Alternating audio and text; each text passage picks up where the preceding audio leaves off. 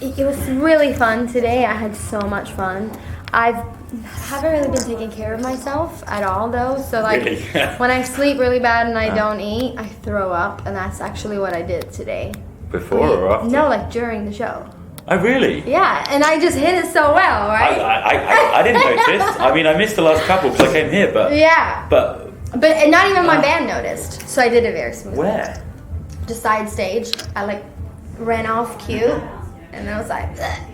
And then I went on the other song. It was a little middle play, but I actually don't know. When you ask me that question, I don't know because the show is very high energy. It's very, full on. And it's a lot. And I just lay in bed all day. Like, that's honestly what I do. Is that the first time this has happened, though? No, not even. Like, No? I know this happens all the time when I don't take care of myself. And I've been on the road now all summer long. And it is very hard. And I'm also not a person of discipline. You have to be, surely. I know, but when it comes to stuff, I think it's fun.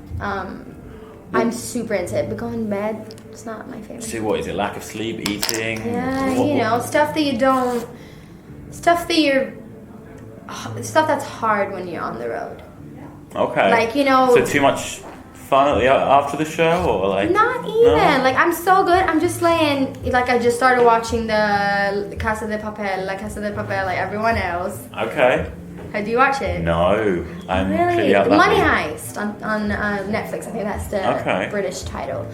So I just binge watch stuff, and I lay in bed and I eat snacks. That's your post. Yeah. Yeah. Well, today must have been a little bit special, right? Because it's first of all, it's a homecoming. Yeah. It's always fun. And I was out there and I saw how many people were adoring you, which I know happens every night, but it must feel a little bit different when they're...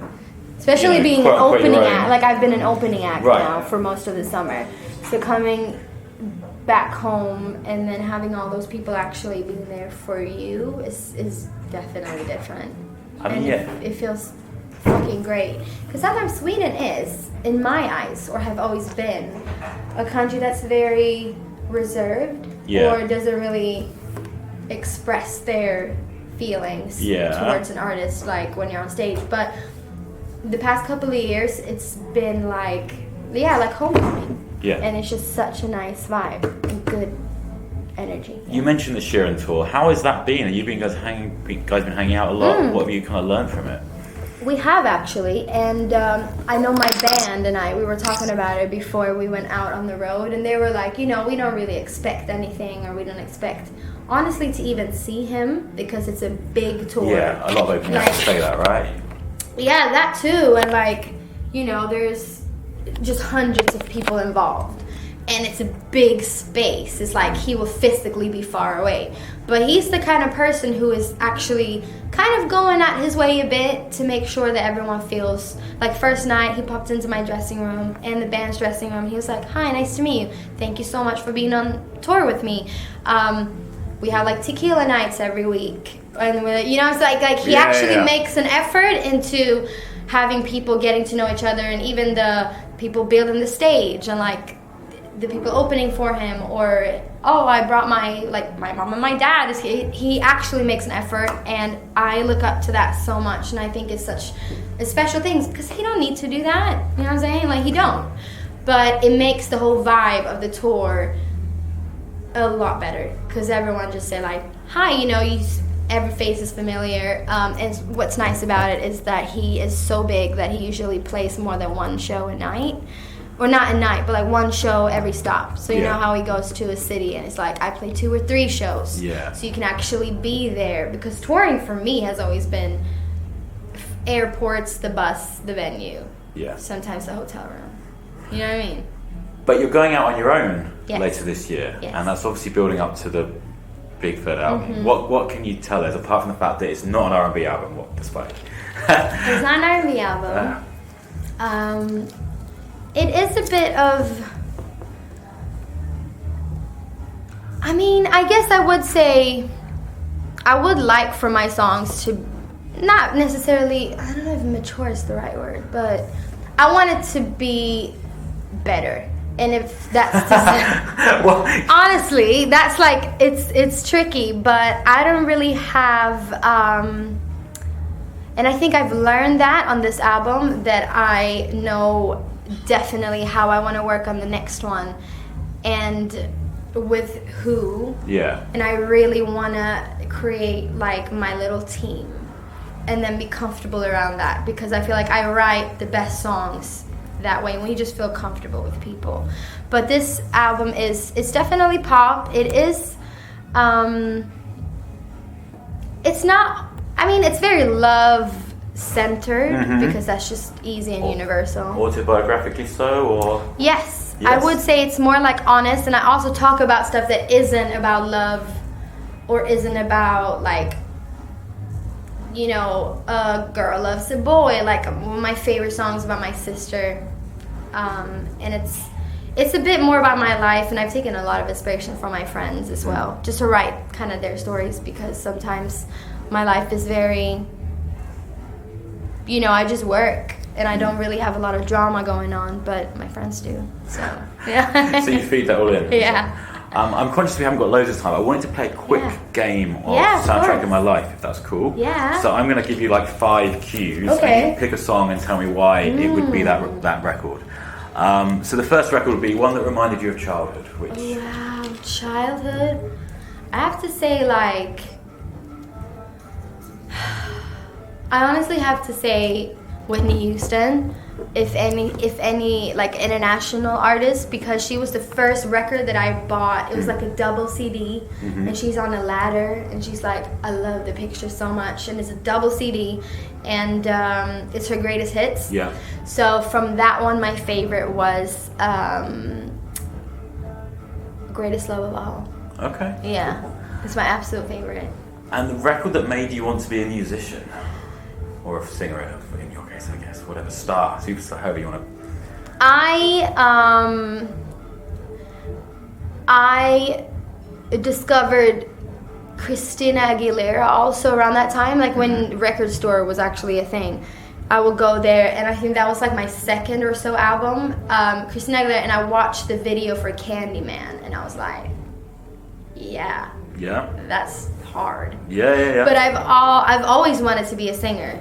So I was going to say, for you, this one's a little bit obvious, but yeah. I've always wanted to be a singer, or not obvious, because it wasn't really a record that made me like, that looks cool, you know. For as long as I can remember, that has been my like tunnel vision, which makes it scary, because what if one day I wake up and I don't want to sing anymore, and that's like then the only thing I've known my whole life. But so far I'm good. But I would say Candyman was like, it just blew my mind. Also seeing those like colorful wigs, it was just, I don't know, everything about it. Christina Aguilera was like dirty. Oh my gosh.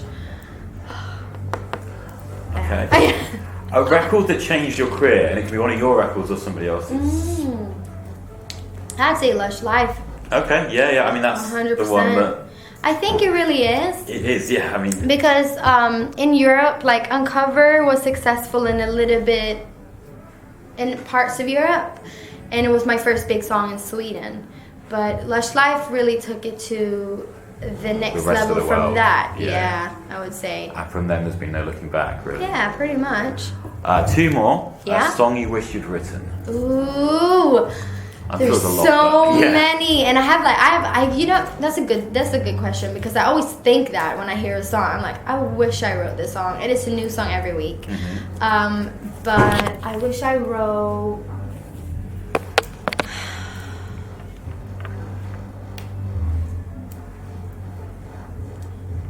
probably some Mariah Carey. Yeah? Yeah, or Old Town Road now. Why? Because it's if you think about like breaking records and stuff, I think he's so funny. But on like an honest song that I wish I wrote could have been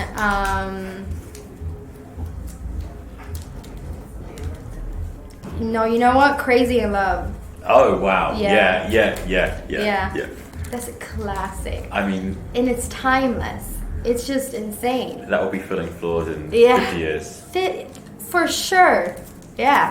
Do you think your music will be filling floors in 50 years? I really hope so. I mean, sometimes I get stressed out and I'm like, what if, all the things I want to happen doesn't happen? And I'm like, calm down. You're 21. You know what I'm saying? But I really, really wish it does, because that's my dream. Like, I really want my songs and for my concerts, for people to come up, show up, have a great time, create some memories. Because only music and sport can like bring people together like this. Yeah. And it's just special. And I know I love this festival. I've been here so many times, and I love festivals and going to concerts in general. And I think if I could do that for someone else, and also favorite spot is on the stage. It really, really is. Like, music is cool, but I would like to be on stage more than I like to be in the studio. I kind of guessed that, yeah. Yeah. You've talked a lot in the past about you're scared of disappearing, you don't think you can take time off, you can't do a Rihanna. Yeah. Surely you've reached the point, you know. I don't think so at all. No? Like, no. top 100 streamed artists? No. Come on. Diddy, come on, like... No, especially not now. I think, I don't know, but it's also down to, like, what do you... I don't know, what do you want to do, like, in life? Because I also don't want to just chase after some form of success, because if that's the only thing you're chasing, first of all, I know I'm not going to be happy ever. And I am that kind of person who is like, yeah, this was cool, and like, cool, performing in stadiums is cool, but I know if I get to that point where I would be at Sharon, you know, like having all those people come to my shows, I know a part of me would still not be happy. So like chasing that is just not enough. And then it's like, yes, you also got to live a little, and you got to do what you really love. So yeah, it is important to take time off, because if you just keep like take every drop out of it, then I guess it does kind of kill the fun a bit. But that's why, I don't know, like, being an artist is so versatile. Sometimes you go in the studio, then you go up on stage. But I know, like, I can't lie, after these American shows, I know I'll be very happy to, like, you know, go back in the studio again. And then when I've been in the studio, I'll be excited to go back out again. But I guess that's the types of break, like, I don't know. But yeah, sometimes I have existential crisis, and I'm like, really? Yeah, I'm like, what should I do? Should I be a singer? Should I go back to school? Like, why am I even, you know what I'm saying? Like, I don't know. But I don't think I can take time off. I don't think I have that much of success, honestly. Yeah. I don't see those people out there. I know, but I know I'll just never be like, I made it. I think it's a blessing and a curse. There was no moment when you went, I finally got my dream? No. No? Even after? And you know what's really, it's cool but also sad. It's like, I absolutely expected all this, and it's not like it's a shock for me. And if I one day reach that level of having a stadium, which is my dream, of having a stadium tour and people show up and they have a great time, I know, like I said, it's something in me that will be like, cool, but what's next? You know what I'm saying? I'm very unsatisfied, like hard to satisfy person. Yeah, totally, clearly. But at least I'm having a lot of fun while doing it. I hope so. Yeah. You should be. Yeah. What would you say was the one single biggest factor that's led to you achieving all this? My one biggest what? The one biggest single factor. How have you done it? Determination, I guess, and grit. Yeah. Grit. 2 minutes. 2 minutes? Yeah. Okay. In that case, there's one record I didn't ask you. We need to go back to that briefly. Mm-hmm. A record that makes you cry. Oh, like everything? Everything. No, I'm very emotional. But I would say last record that made me cry was I Will Always Love You, but Dolly Parton version. Oh, really? So emotional. Why? Why did it hit you so hard? She just sings it, like, I am very emotional, but she just sings it in the, like, Whitney's version is obviously fantastic, but it's something in Dolly's voice and in the